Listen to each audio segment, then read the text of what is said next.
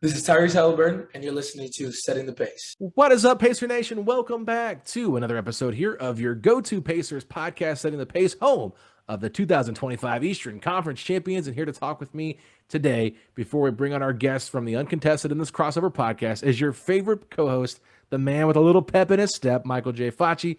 Today is game one of the NBA Finals. How you feeling?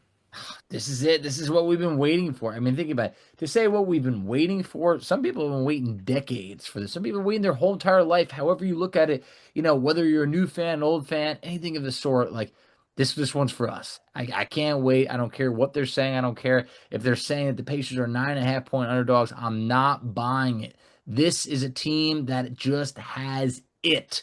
Just get us on the court. This wouldn't be the first time that we've stolen game one. Actually, we've won every game one so far in the playoffs. And to me, why not win one more? Yeah, last season they could not win game one. They lost every single game one last year. This year, they've won every game one and every game two.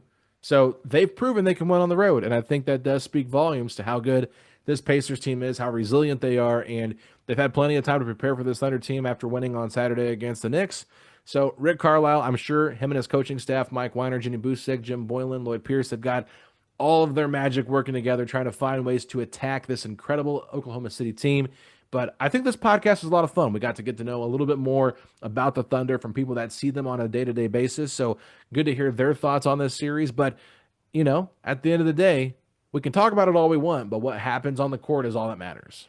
That is true, and that will definitely dictate the next episode. So we hope there is a lot of pep in the step going around. We hope that lasts a while and that we could coast off of a game one win, but you just never know. And I think that this team has had time to prepare. They are relatively healthy. We obviously know the status of Jarris Walker. He's not expected to play at least in the first two games. I don't know if we'll see him, period.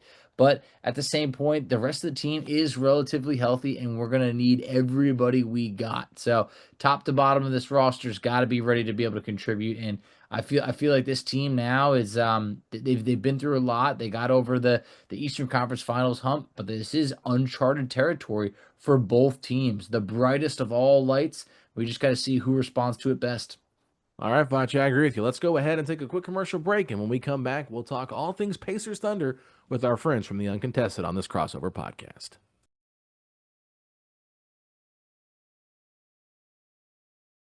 What is up, Pacer Nation? Welcome back to another episode here of your go-to Pacers podcast, Setting the Pace, and we are doing a crossover podcast here with our good friends that cover the Oklahoma City Thunder. We've got Justin, we got Jacob. Guys, tell us a little bit more about your show.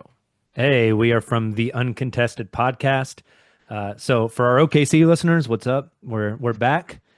For you Indiana Pacers listeners, if you want the view from the opposition, you can come check us out. We're going to post-game pod after every game of these finals, including a post-game pod game 3 and game 4 from Indianapolis. So if the Thunder win those games, don't try to find our hotel room where we're recording and come murder us, please. Please. Very cool stuff, because I'm going to be in the building for game 3. Alex will be as well. So that's pretty cool that we're all coming together for. Absolutely. We'll have to link up. I think that would be. You guys are going to have to vouch for us so no Pacers fans beat us up. Hey, Vachi's a New Yorker. That's the thing. He's from New York, so he's coming from New York to watch Game 3. When's the last time you've been in Indianapolis to watch a Pacers? Was it with me? Last time when you and I got together might have been about 2.5 years ago. So it's been a while. I went to 2 Pacer playoff games in the past, like 2012, 2013, or 2013, 2014. So it's been a while, but I'm so used to being surrounded by the opposition. I was in the Garden for game 1, Pacers versus Knicks. I was one of very few fans. So I cannot wait to be surrounded by my fan base, the Pacer fans. You're going to be on the opposite end. I don't know what it's going to be like for OKC fans traveling. You tell me. I mean, how do you think that's going to be? I think it'll be interesting. Oklahoma City, they're rowdy. Now, obviously rowdy in their home court, but we could hear it a little bit coming through the TV, like in Denver. I don't know if I heard it as much in Minnesota, but I think Who wants to go to Minnesota? I mean, not me. I've seen multiple people talking about the friendliness of the driving distances between these two arenas. So I think you might get some Thunder faithful in Gainsborough Fieldhouse. Yeah, I think you're right. I think I saw a statistic that this is the shortest distance between the two teams in the finals in like 30 years or something like that. Yeah, it's going to be a pretty close distance. I've heard some people speculate, could the Pacers fly home after game one because they've got some time to rest? I'm like, I don't think they're going to be doing all of that. No, well, they've I been do doing know, enough flying today. yeah, for sure. I mean, that was pretty crazy. And then Milwaukee, I know when the Pacers played Milwaukee, there was like a 3-day or 2-day gap between the games, and Milwaukee flew home and then came back. So that's a lot closer. That's like a 3.5 hour drive. So it's not Oh, that big wow. of a deal. But yeah, so I mean, it's the shortest distance from anybody from Indiana is Milwaukee. So OKC's not that far, but you're usually seeing California teams Yeah. take on teams out on the East Coast, whether it's Boston, Toronto, whatever. You know, it's kind of seems like those are the Miami. So it's one of those things. But this series right here, it's really interesting, guys. I mean, I know Absolutely. that. Small market takeover, Alex. Let's go. Let's do it. We're here Big for it. markets be damned. I don't want to hear anything about ratings. This is quality basketball, baby. It is quality basketball, and I think that's what's really exciting for those that are actual basketball fans that will tune in for this. They're going to really enjoy it, and I think what's really interesting is you've got an Oklahoma City team that's won 68 games in the regular season. They go 12-4 in the playoffs. They've won 80 games now, but Indiana's been hot since January 1st. Really, if you go back to after December 15th when they were 10-15, they've been playing much better basketball. I think they have the second best record in the NBA, right behind OKC, and they also went 12-4 in the Eastern Conference playoffs. So these teams are totally different in how they play. They've got some similarities in terms of like they like to play fast, but I'm curious from your guys' perspective, what is the one thing from Indiana that maybe makes you guys the most worried? I know my answer to this one because we just talked about it the other night on our preview show. It's the 3-point shooting. Indiana has been on an absolute heater this playoffs. Guys like Nimhard are stepping up, hitting big shots. And Oklahoma City, the way they play defense, they are prone to leaving the corners open. Indiana is the team, probably the best position team to take advantage of that of any team that they've faced in the playoffs. That makes me nervous. If Indiana shoots hot and Oklahoma City doesn't close out quick enough on the corners, that could be a recipe for success for Indiana against this Oklahoma City defense, which has had a lot of success shutting teams down. That could be the weak spot in the armor. I would totally echo that. It's the 3-point shooting. If you go back and watch specifically in games 4 and 5 of the Western Conference Finals, the Wolves really caught on to this. The fact that the Thunder were cheating off the corners to just clog the lane and show Anthony Edwards, it felt like 6 bodies in the paint, and leaving those corners open. Guys like Nickeil Alexander-Walker and Dante DiVincenzo for one game made them pay. But the Wolves' adjustment was instead of getting all the way into the paint, they would pull the bigs out and back screen those Thunder wing defenders to where they couldn't get back out to those corners. That'll be an interesting thing to see if Indiana deploys in this series, because like Justin said, the Thunder want to do 2 things defensively. They want to cut the head off the snake, and they want to protect the rim. And they're really good at both of those things. Like if you go back and you look at the star wing/guard for the 3 teams the Thunder have played in the playoffs, those guys have played terrible. The Thunder have absolutely mauled them because the Thunder have 5 dudes on the perimeter that will just give you rabies. I mean, they'll bite you and you'll get sick. They're insane defensively. But they do that as a gang defense, crowding the paint. So the dichotomy there of one team that wants to protect the paint, the other team wants to shoot the threes, that's where I get a little worried about the Pacers. Yeah, it's one thing to lose this series. It's another thing to lose it and get rabies. So I'm trying to. I'm just wondering, like, when you're talking about cutting off the head of the snake, I think that's a great example. And look, that is what New York tried to do with Tyrese Albert. And they had Mikal Bridges guarding Halliburton, essentially from the second he crossed, half court. And it worked well for a while until Indiana figured it out. How do you think, or how do you anticipate that OKC will start off guarding Tyrese Halliburton? Justin, UK, if I kick off this one, Lou Dort gets a crack to start the game. Like that's going to be the go-to. Now the Pacers are going to try to put, I think specifically Isaiah Hartenstein in a lot of screens, because Isaiah Hartenstein strictly will play drop coverage, letting Hallie get to that little floater range where he's just been lethal at. I would expect the Thunder to play a lot of small ball. in this series. When I say small ball, I'm talking Chet at the 4, Chet at the 5, J-Dub at the 4, or and we're going to see this lineup in the finals. J-Dub at the 5, Alex Caruso at the 4, Lou Dort at the 3, Cason Wallace at the 2, Shea at the 1, and just run the switch everything lineup.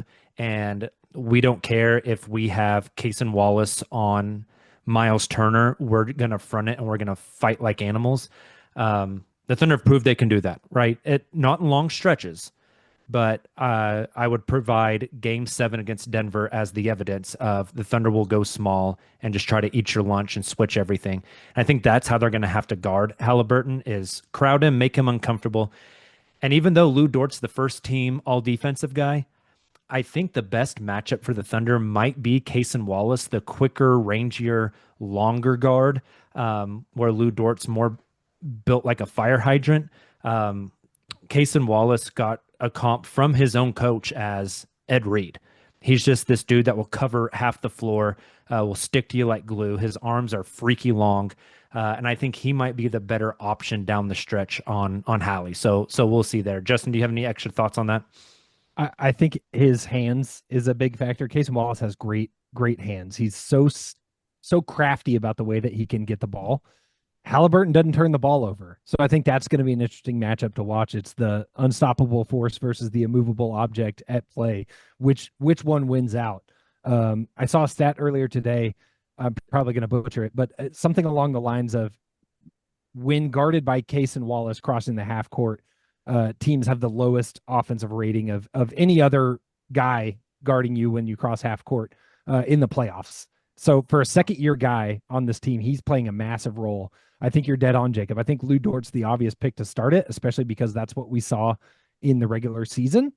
But I think Cason Wallace absolutely has a role in guarding Halliburton. Yeah, and if those two guys don't work out, you got Alex Caruso to throw on them. So it's just like it's never ending. Try Alex Caruso or Jaylen Williams. Yeah. Yeah, I mean, Caruso gave Halliburton tons of fits when he was with Chicago, and the Pacers struggled against that Bulls team that had like Zach LaVine, DeMar DeRozan, Vucevic, just because Caruso could really take Halliburton out of his element on a one-on-one situation. So, yeah, it'll be interesting to see the Pacers. Actually, what was really fascinating is Memphis, Jalen Wells, great defender, was guarding Halliburton, face guarding him at half court. And it was just like absolutely a problem for the Pacers the first time they played him.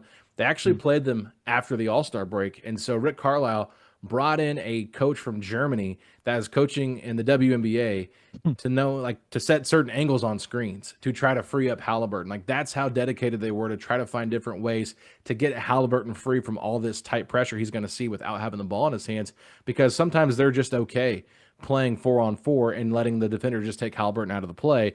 But I think overall, like, that's not going to be a recipe for success if Indiana wants to be their best version of it. But I do want to say, you guys talk about going small, right, with J-Dub at the 5.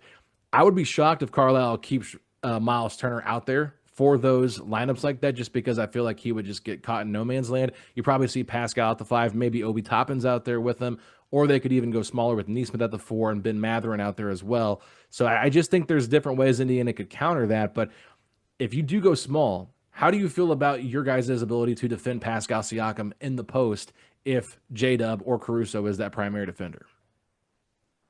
I think Caruso can guard 1 through 5, and I think that to your point, what was that earlier, worldwide wob tweet? The Thunder running a box and 1, and Caruso's the box. yeah. I thought you were going to bring up the clip. He was on a podcast the other day, Caruso, and he said he was ready to die on the court guarding Jokic in Game 7. And I think that mentality, he's shown it not forever, right? Like we're not going to send him out guarding Siakam 48 minutes a game, but in stretches as a changeup in a small ball lineup, he's absolutely built for the task. And what we've seen the Thunder do, especially when you have Caruso guarding the big, is they're quick to bring a double. I don't know how often that they'll be doubling Pascal, but that is one of the things they do is the second they get the pass into the post, there's usually a guy coming to help along the baseline to kind of cut off whatever post moves might be coming. And I think it's the combination of efforts. So you might have Caruso as the lead defender on a guy like Pascal Siakam, but it's going to be everybody. It's 5 people pulling as one at all times on defense. Absolutely. I think Caruso's assignments primary assignments defensively this playoffs has been Jaren Jackson Jr., Aaron Gordon until Game 7 when he exclusively got the Nikola Jokic matchup, and then Julius Randle and Naz Reid. So the 6'4" bald man, my twin, has just been guarding up the entire playoffs and been incredible. It's kind of funny. Whenever he came over from Chicago, he had a quote where he said he thought he was going to be guarding guards. But then with the Chet and the Hartenstein injuries, the Thunder had him playing 5 for half the season. And he's willing to do it. And so I think AC is absolutely the answer there. He's been averaging like close to 30 minutes a game this playoffs. I'm not going to be shocked to see that number go up here in the finals. Let me flip that back on you guys, though. The Thunder have not shot the ball well this playoffs. The three-point shooting has been down, but they have recently, really since Game 7 of the Denver series, really started to find something where the big three of SGA, J-Dub, and Chet really connecting offensively, really getting into their rhythm. How do you see that end of the court playing out, specifically with those big three? Talking about from like a perimeter standpoint? Yeah, and how are the Pacers going to like approach defending those three? Are we going to see much zone? Who are the matchups to look out for?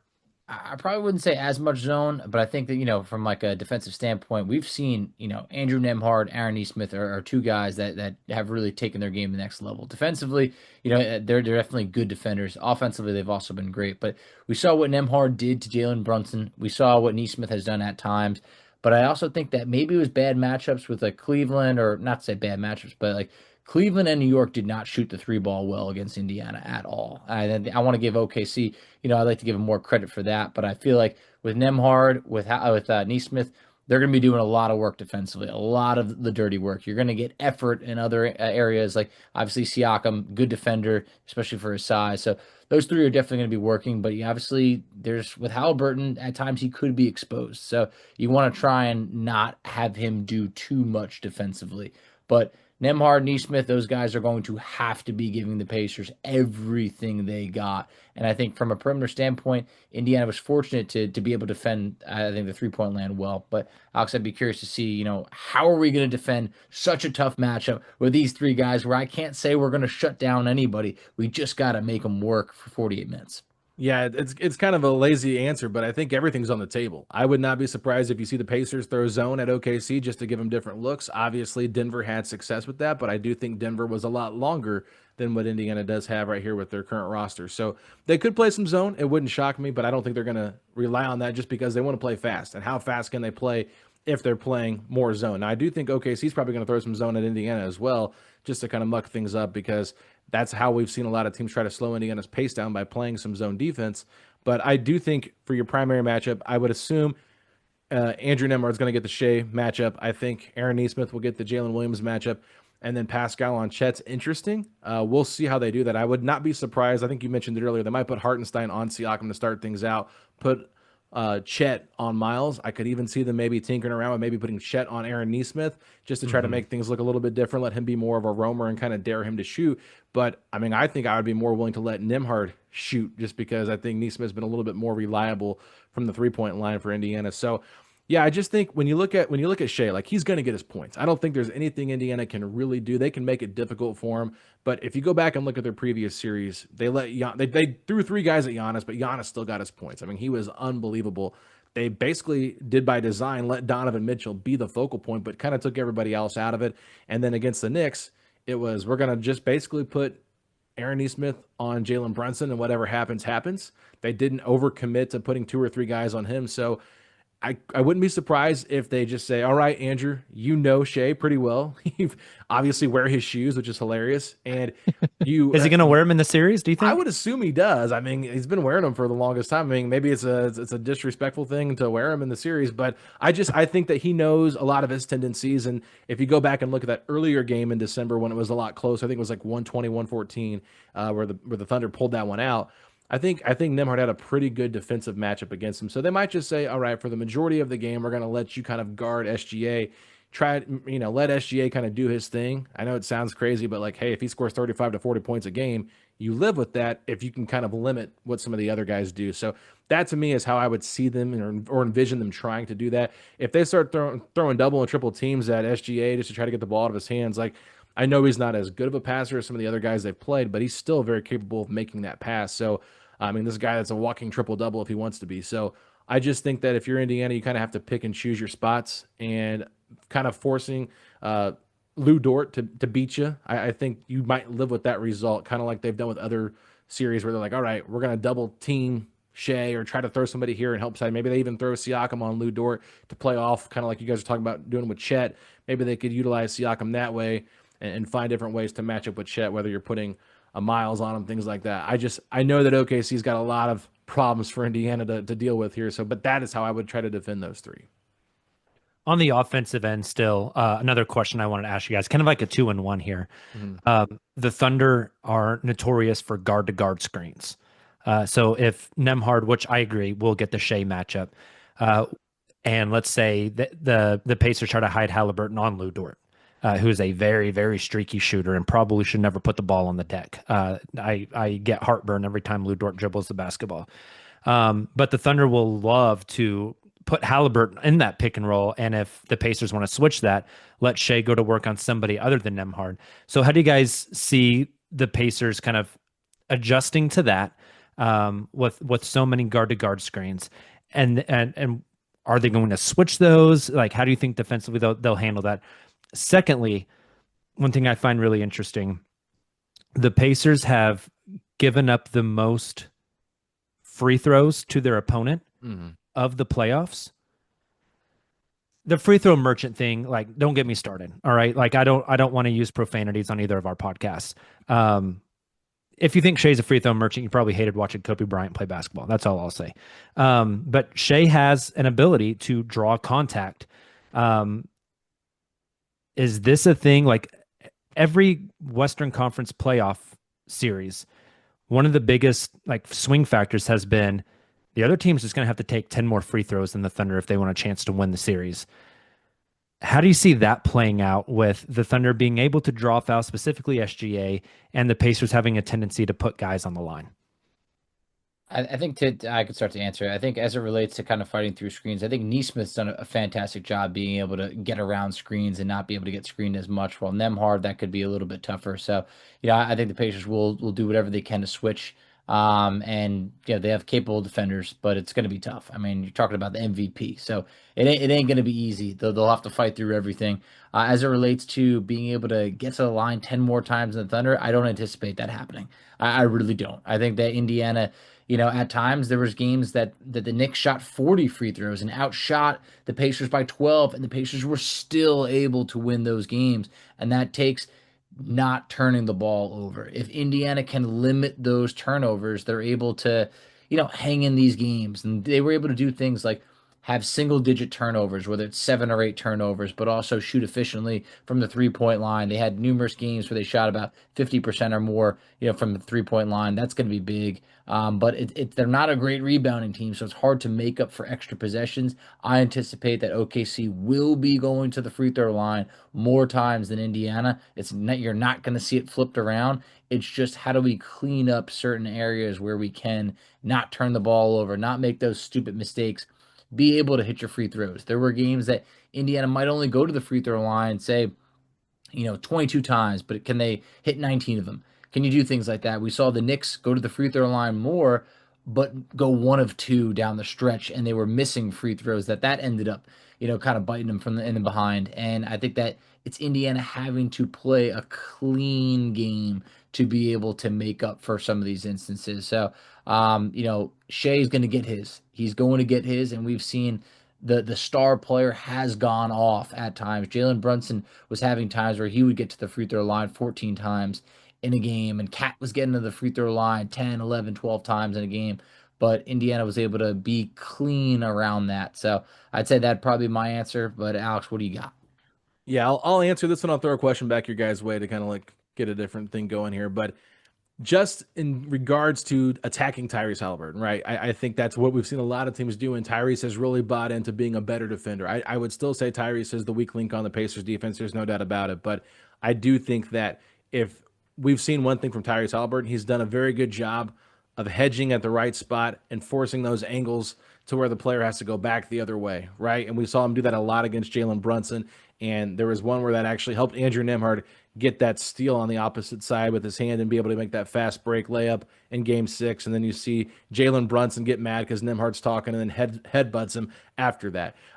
In that game, Jalen Brunson only had 2 free throws, and that was with Andrew Nembhard being physical the entirety of the game. So I do think a lot of it's going to come down to officiating and how much they allow these guys to play. I think I know we had Keith Smith on from Spot Track, and he said that OKC likes to be very physical defensively. And sometimes, you might get frustrated because they might be fouling you, but they're not calling it, and they do it in the right ways.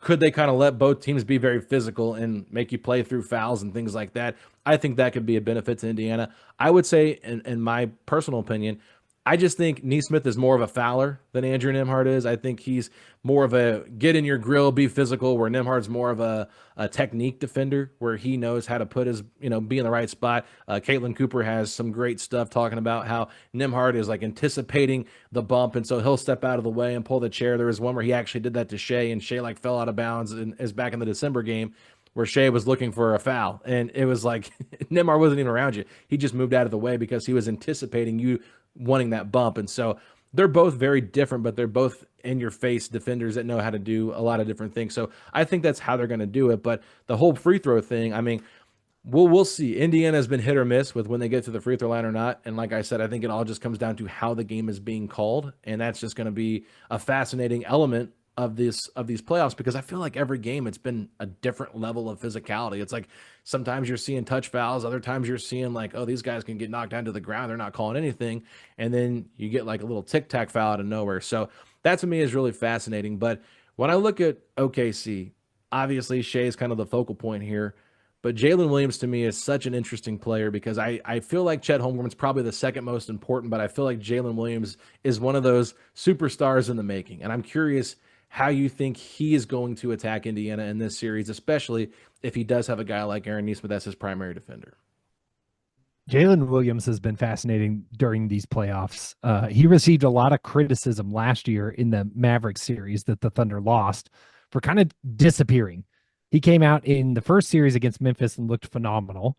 Then against Denver, kind of the middle of the series, he disappeared again. He shot, it was roughly 25% from the floor in the middle games of that series, and was receiving a lot of flack from the fan base and from the media. At the end of that series, he had a phenomenal Game 7, and he was phenomenal in the Minnesota series. I think he's absolutely, I think what you said is correct, Alex, that Shea's most important. Chet's probably up there. Jaylen Williams is kind of the X factor for this team because he's been a little up and down this playoffs. If his hot streak continues, I think that that's a really good sign for Oklahoma City. What we've seen him having success is when he's being aggressive and driving to the basket. That middle stretch against Denver, it felt like he was settling a lot for outside shots. Some of that was predicated by the Denver zone, cutting off driving lanes and not making it easy for him to get inside. Some of it was him just not being aggressive. He'd get inside and he'd try to go around guys. He'd try to finesse it and he'd smoke the layup. Against Minnesota, he was decisive. The second the ball hit his hands, he was taking his first step toward the basket. He was driving hard, and then he was finishing through contact. He's going right into guys' chests and finishing at the rim. And I think for Indiana, Miles Turner's been a better rim protector, but I don't know that there's that stout rim protector that we've seen like in the Minnesota series, like having to go through Gobert. It's obviously a different task. So I think if there's nobody to slow Jaylen Williams down when he's getting to the basket, I think that helps drive his confidence, and that helps good things happen for the Oklahoma City offense and Jaylen Williams in particular. Jaylen's definitely an inside-out player. Get to the rim first. Work on that midi. He and Shea are just midi maestros. They get to that free throw line. They're pulling up. They are so good at that. And then Jaylen can really catch fire from three. Justin was mentioning that Western Conference Final series where he was guarded primarily by He had Julius Randle on him for a bit. He would get Nickeil Alexander-Walker, Dante DiVincenzo on him a bit. So he was seeing different looks from different sized guys. Shot 50, 46, 84 splits, 22 points, 6.6 rebounds, 4.4 assists, and was just really, really in his bag in that series. And then whenever Shea comes off the floor, it's going to be Jaylen Williams out there kind of orchestrating the offense, running a lot of that pick and roll. So that'll be fascinating as well to see how when Shea is off, how Indiana will defend Jaylen as the primary initiator and what the point of attack defense looks like at that point as well. Yeah, I mean, you definitely made some great points. And look, I think everybody has every right to pick OKC in this series, but that's kind of nothing new to Indiana. I mean, they were underdogs against Cleveland, underdogs against the Knicks. I mean, it's underdogs just about every single series that we ever step into. Say, barring any injuries, of course. Say things didn't work out for OKC. What would be the reason as to why maybe Indiana could steal this, or how could they possibly, overcome this Thunder team? I think it's limit your turnovers and then just continue this awesome shooting from three. I think that's how the Thunder lose the series. The turnover battle is just so fascinating to me. These are two teams that really, really, really protect the ball. I think they're the two lowest turnover teams of the 16 in the playoffs. And the Thunder they just take it from you. I mean, I think Minnesota averaged like 19 turnovers a game against Oklahoma City. The Thunder just feast off of those turnovers. Indiana also wants to feast off of those turnovers. So to me, that's a huge pivot point in the series. And then again, kind of like what we led off on is the Pacers 3-point shooting. The Thunder have been underwhelming from three. The Pacers have shot it really, really well from three, generating good looks. And when you generate good looks, your percentage for the ball to go in goes up. So it'll be interesting to see, will the Thunder adjust how they defend Indiana if they start off hot from three, if it doesn't go well for Oklahoma City early in that aspect of the game. But I think if Indiana wins this series, it's going to be something like they average like 48% from three for the series on volume. I think also along with that, Indiana's been so good on the road. Oklahoma City has won by an average around 19 points a game at home in the playoffs.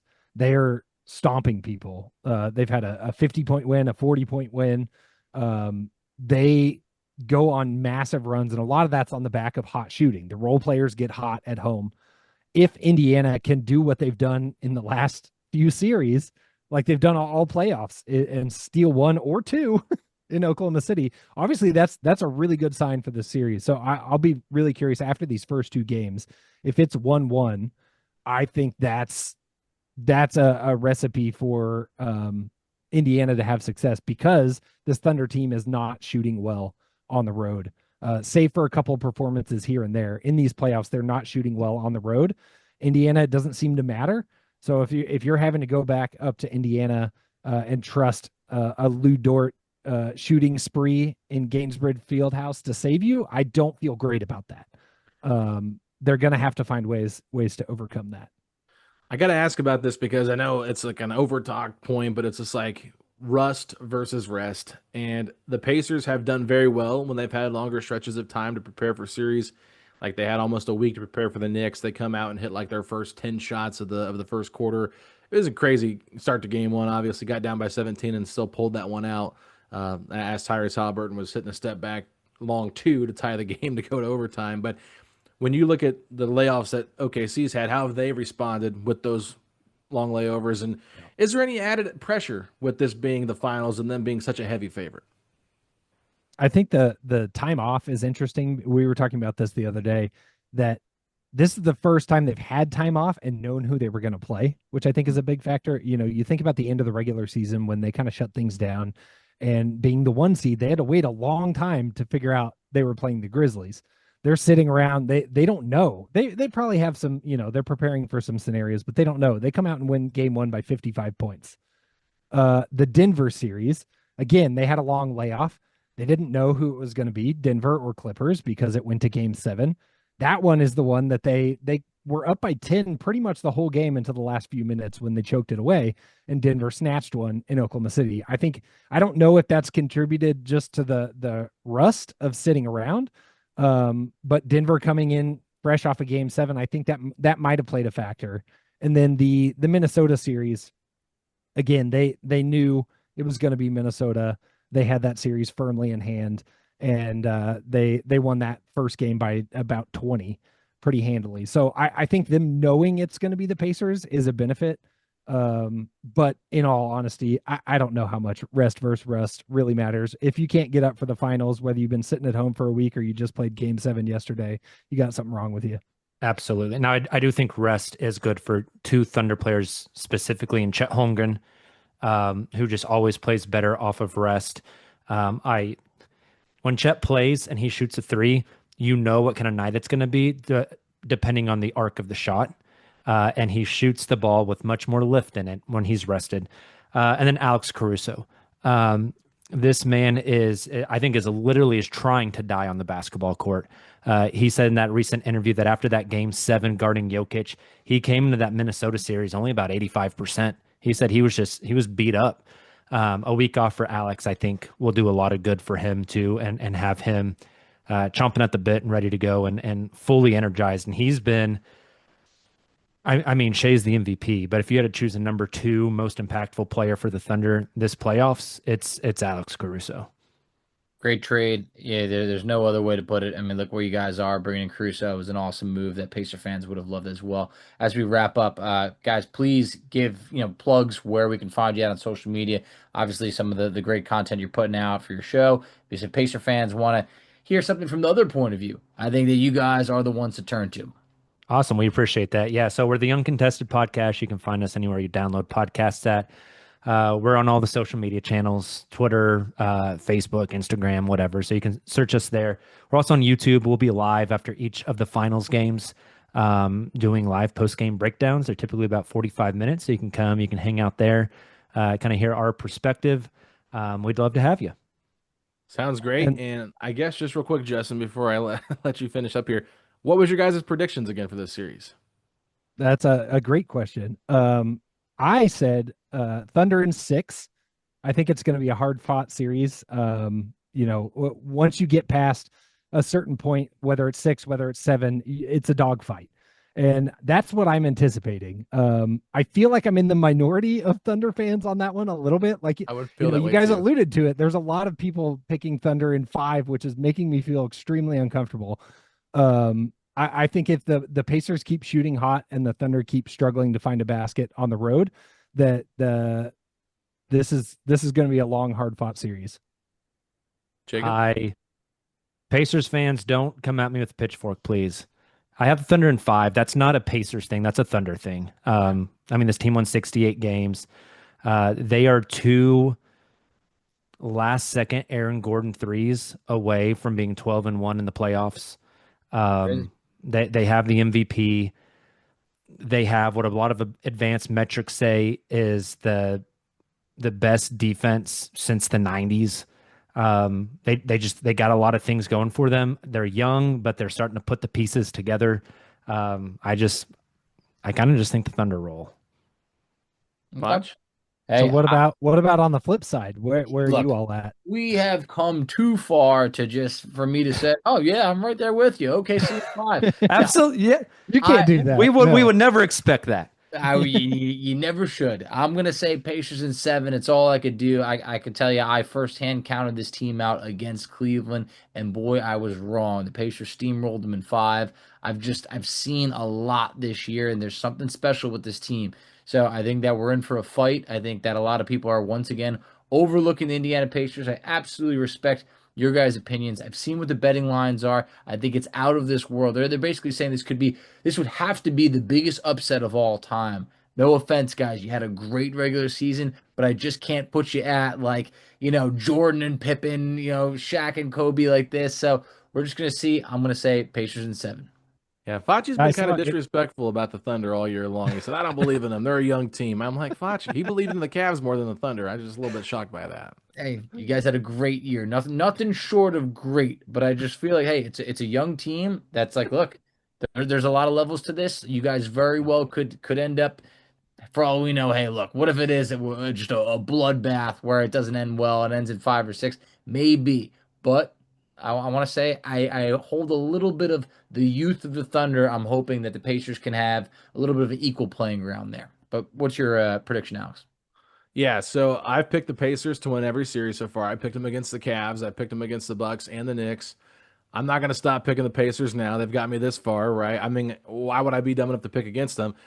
I think if we see them have a comeback win in game one like they did against the Knicks or like they've done against the Cavs or even against the Bucks, if they have one of those crazy cardiac arrest wins that they've had in every series, I don't know. It just feels like this almost might be a team of destiny. And I know it's kind of cliche to say, but like they've just like defied the odds. But then again, they've never played a team that's been this tough defensively. So I do understand all that. And they haven't lost back-to-back games with Tyrese Albert in the lineup going all the way back to December. So this is a team that doesn't lose a whole lot of back-to-backs. I think they're going to be very good at making the right adjustments to counter what OKC throws at them. I know OKC's got a lot to throw at them. I feel like it'd be very hard for Indiana to win Game 7 on the road. So if I'm going to pick this series, I'm going to pick Pacers in 6 with them winning in front of their home crowd. So that's what I'm going to do. But I'm picking definitely with my heart and not with my head. If I was picking with my head, I'd probably be leaning more with Jacob. Thunder in 5. It just feels like they just have so many weapons the Pacers will have to deal with. But then again, they've just been playing so well. I can't pick against them right now. So that is why I'm going with my heart, riding it out. Pacers in 6. The only thing that would have made this any better is if the Thunder guys took the Pacers and the Pacers guys took the Thunder. Yeah, look, we can re-record it. Yeah. No, that would have been interesting. But yeah, with Alex, hey, I ain't betting any money on the Pacers to win this series, so I'm just going all in with my heart. That's all we can. I hear it. Fellas, with those lines, I am also not betting any money on this series. Yes, yeah. Is it still 9.5-point favorites for Game 1? Yeah, I think so, and I think the Thunder are minus 700 for the series. Just blowing my mind. I saw a stat today. You mentioned it earlier, but this is the highest odds for the finals since 2004, which was Lakers Pistons, in which the Lakers lost. And so I didn't love that stat. I love it. 5 games. I remember that. Yeah, I was rooting hard for the Pistons that year. I remember it well. I will say this: Rick Carlisle is probably the toughest coach you guys have gone up against in this. Oh yeah, we've gone up against 2 interim coaches. Yeah. He's been fantastic. I think that's a big factor. This has been one of his best coaching jobs I've ever seen him do. 100%. No doubt about it. Rick is essentially like our 6th man in the playoffs right now. This is already a Pacers team with a deep rotation. You got Rick out there. I mean, it's swinging series. It's getting people fired. Unfortunately, like he is out coaching the competition. So that's one of our aces in our back pocket that we're kind of hoping on, of like the experience there of a guy who's won an NBA title before. But fellas, we appreciate you. Thanks for coming on. I would wish you luck, but I literally cannot do that. Hey, so, the feeling is mutual, Facci. Yeah, exactly. Whatever happens. But I do have respect for you guys and your show. I've seen it for a long time, and you guys do great work. Keep up the awesome work. Thanks. Likewise. And before we go, you got to let our listeners know where they can check you out and find your content for a little taste of the Pacers side of things for the finals. Alex. All right. Facci, I'll do it. Usually you do it at the end of all of our shows when we have the rundown of where you can find us at. But Pacers Pod STP on any social media account that you want to look up. We're on YouTube at Setting the Pace, a Pacers podcast. And, of course, any audio platform that has podcasts, you can find Setting the Pace. We'll be right there. If you type in Pacers a lot, Pacers podcast are right there as well. So we'd love to have you guys. And trust me, we are fans. And so we do get a little carried away. So if we win and it feels like we're gloating a little bit, don't take it personal. Facci's got the pep in his step. We kind of talk about that after every win. Got the pep in the step, and fans have really enjoyed that. So, Facci still got the finals, making the finals pep in his step right now. But other than that, we try to keep it pretty even kill, and we have a lot of different guests on our show to kind of help preview the next game and things like that. So hopefully you guys will enjoy that. And we'd love to have you guys join us and listen to our show. Awesome. Well, we thank you guys for having us on, doing this joint show together. Excited to see what the next few weeks hold. Sounds good. We'll talk to y'all soon.